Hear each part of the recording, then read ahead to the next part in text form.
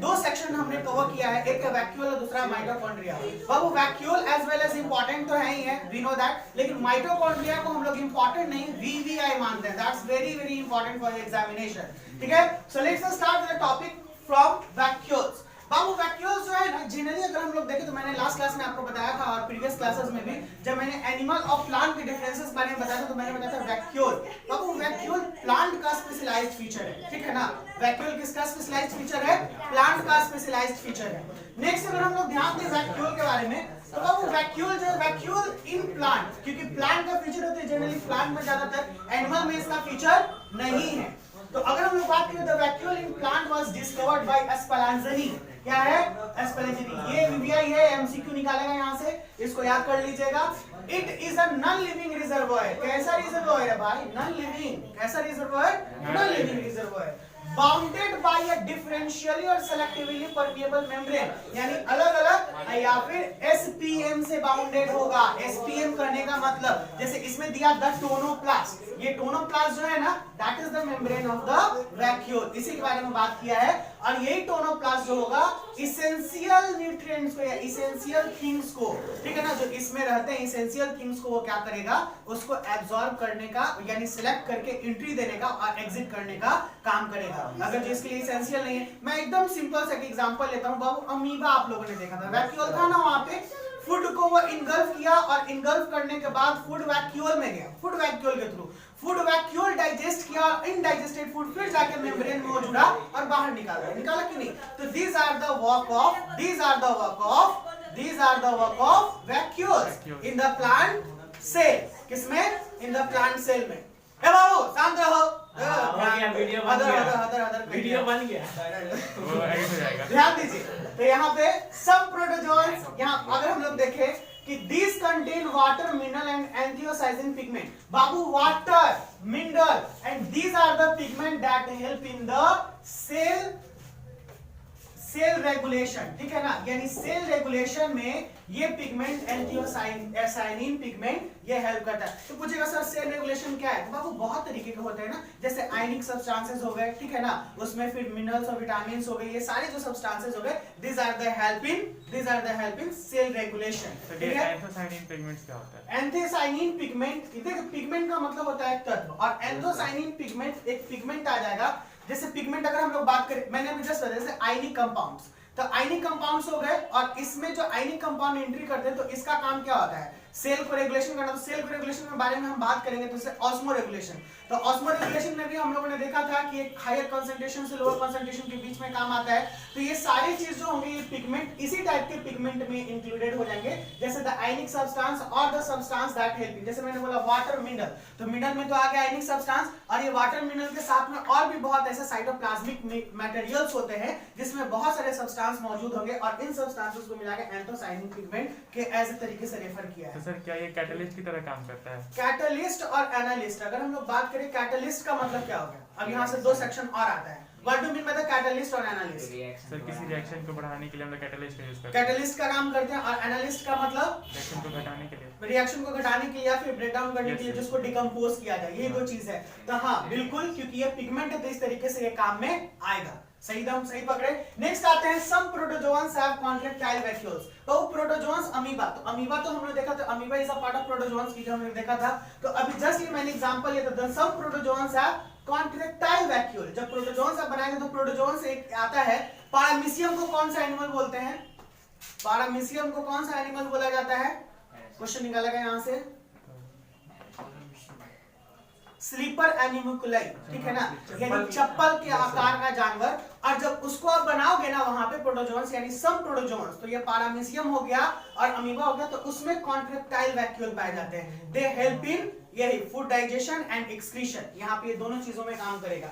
Which enlarge by accumulation, जो enlarge होगा यानी बड़े रूप में होगा, और ऑफ फ्लूइड और the collapse by the expelling from them from the cell. Collapse का मतलब होता है क्या जाना, यानी सिकुड़ जाना या फिर खत्म हो जाना। कब? जब देखिए मैंने बताया था कि जब फूड इसको इनगल्फ करना होगा तो ये बड़ा होगा, फूड इसी में डाइजेस्ट करता है, और जब फिर ये सेल मेम्ब्रेन के पास जाके चिपकता है एक्सपेल करने के लिए, एक्सक्रीटरी सिस्टम को निकालने के लिए, सॉरी एक्सक्रीटरी सब्सटेंसेस को निकालने के लिए, तो उसमें उस समय में क्या हो जाएगा, ये कोलैप्स कर जाएगा। कब? Expelling from them of the cell, यानी सेल से बाहर निकालने के टाइम पे। कोई डाउट? चलिए नेक्स्ट आते हैं द वैक्यूल में भी सैप वैक्यूल, कॉन्ट्रैक्टाइल वैक्यूल और गैस वैक्यूल। बाबू गैस वैक्यूल को स्यूडो वैक्यूल के नाम से जाना गया है। स्यूडो का मतलब फॉल्स, यानी फॉल्स वैक्यूल गैस के रूप में। बाबू सैप वैक्यूल और कॉन्ट्रैक्टाइल वैक्यूल हमने तो देखा कि है, बाकी सैप वैक्यूल जो होगा वो प्लांट का फीचर होगा।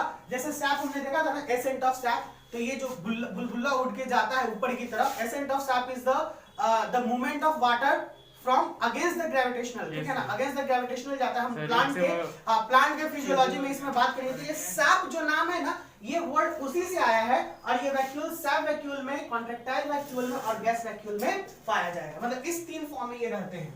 फंक्शन बात करें वैक्यूल के, तो vacuole maintain osmotic relation cell which helpful in the absorption of water. ये ऑस्मोटिक रिलेशन काम करेंगे जो कि ये एब्जॉर्प्शन ऑफ वाटर में हेल्प करेंगे। Turgidity and the flaccid stage और cell due to the contraction of the sap in the vacuole. बाबू टर्जिडिटी और फ्लैसिड स्टेजेस मतलब समझते हैं, जैसे देखिए कोई एक सेल का साइज इतना है, ठीक है, और ये सेल अब यहाँ पे आगे तक कितना बड़ा बढ़ा, ठीक है, और अब ये एक लिमिट हो गया, यानी यहां से अभी बढ़ेगा नहीं। तो इस पे जो प्रेशर काम करता है ना, ये टर्जिड प्रेशर काम करता है और इसी को हम लोग बोलते हैं टर्जिडिटी। यानी टर्जिडिटी एक ऐसा प्रेशर होता है जो आपको मतलब फोर्स करता है उसके अगेंस्ट में कि नहीं। अब इसमें जैसे किसी चीज का एक लिमिट होता है और वो लिमिट जो होता है, वो लिमिट आके लास्टली जो एंड करता है वही टर्जिडिटी प्रेशर, उसके बाद फिर उसमें नहीं जाएगा। जैसे हम बात करते हैं ग्राम, चना जो हो गया, या फिर रेजिन, किशमिश, तो ये चना और किशमिश जो होता है एक उसमें एक लिमिटिंग एब्जॉर्प्शन एरिया होता है, और वो लिमिटिंग एब्जॉर्प्शन एरिया जो होता है जहां तक वो फूलेगा, और उसके बाद कितना भी पानी डाले ना तो उसके अंदर नहीं जाएगा, या पानी में उसको रखे उसके अंदर नहीं जाएगा।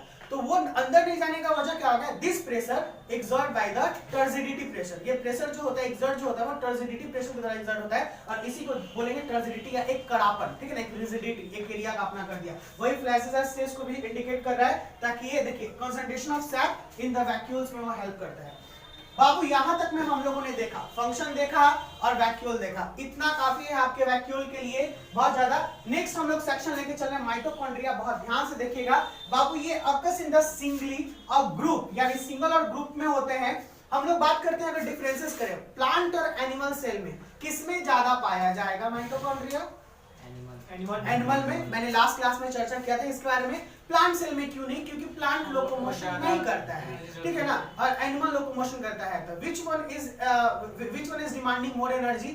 एनिमल। तो डेफिनेटली माइटोकॉन्ड्रिया वहां पे ज्यादा होगा। तो इसलिए बात कर रहे हैं कि सिंगली और in the group in their shape, अपने शेप साइज के आकार से। तो इसका शेप और साइज देखिए, तो 0.5 to 0.2 म्यूएम, 2 म्यूएम, एंड वेरी करेगा सेल टू सेल, यानी सब सेल पे डिपेंड करता है कि किस किस टाइप का सेल है, वो सेल में डिपेंड करेगा। आप पूछेंगे कि सर सेल कैसे कैसे अलग अलग सेल क्या हो जाएंगे, तो वो प्लांट के जो सेल होंगे वो अलग शेप में होंगे, एनिमल के भी सेल जो होंगे अलग शेप में होंगे, और एनिमल में भी अलग अलग टाइप के। जैसे एनिमल में भी या तो मल्टी सेलुलर ऑर्गेनिज्म, जैसे हम लोग का हार्ट हो गया, लंग्स हो गया, किडनी हो गया, मसल्स हो गए, ठीक है ना, ब्रेन का हम लोग न्यूरॉन्स हो गए, ये बात करते हैं। तो these are all the cells are the different in shape and size। मैंने सबसे पहले क्लास में ये चीज बताया था कि डिफरेंट शेप एंड साइज कैसे सेल होते हैं और क्या होते हैं।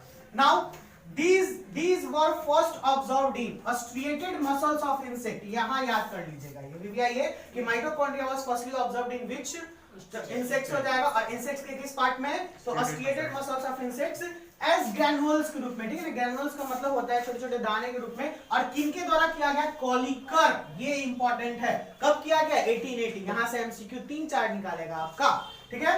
He called them sacrosome। Starting में इसको बोला गया था सैक्रोसोम। यहाँ पे क्वेश्चन MCQ में पूछ सकता है, the Kolliker discovered the mitochondria named as sarcosomes, ठीक है, क्या? सैक्रोसोम्स के थ्रू।